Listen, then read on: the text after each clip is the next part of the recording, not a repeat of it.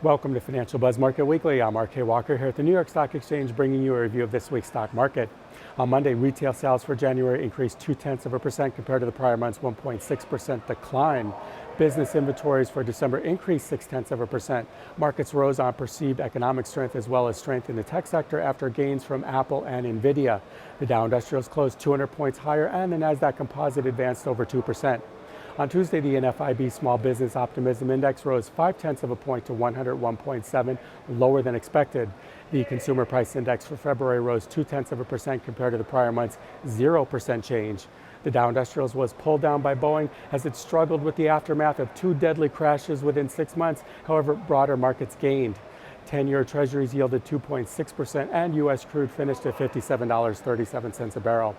On Wednesday, durable goods orders for January rose 0.4% compared to the prior month's 1.3% gain, and the producer price index for February gained 0.1% compared to the prior month's 0.1% decline. Construction spending for January rose 1.3%, and the EIA petroleum status report for the week ending March 8th saw crude oil inventory decline 3.9 million barrels. Markets had solid gains on the news, with the Dow Industrials finishing up 148 points. On Thursday, jobless claims for the week ending March 9th rose 6,000 to 229,000, and import prices for February rose 0.6%, while export prices also rose 0.6%. New home sales for January fell 6.9% to an annualized 607,000 units. On Friday, industrial production for February increased 0.1% compared to the prior month's 0.6% decline. Markets opened mixed, however, volatility is expected due to multiple simultaneous expirations of futures and options. Now let's take a look at some stocks.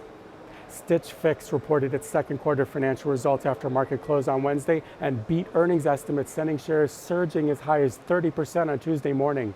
For the quarter, Stitch Fix reported earnings of 12 cents per share on revenue of $370 million. The company also provided a higher than expected third quarter and full year guidance. Cloudera Inc. shares plunged by 15% on Thursday morning after providing a disappointing forecast.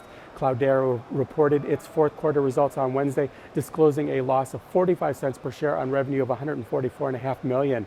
Analysts expected an adjusted loss of 11 cents per share on revenue of $121 million. Cloudera said that earnings next quarter won't improve as much as previously anticipated. MongoDB shares soared by over 25% on Thursday after crushing its fourth quarter earnings. For the quarter, MongoDB reported a loss of 17 cents per share on revenue of $85.5 million. Analysts had expected a loss of 38 cents per share on revenue of $74 million.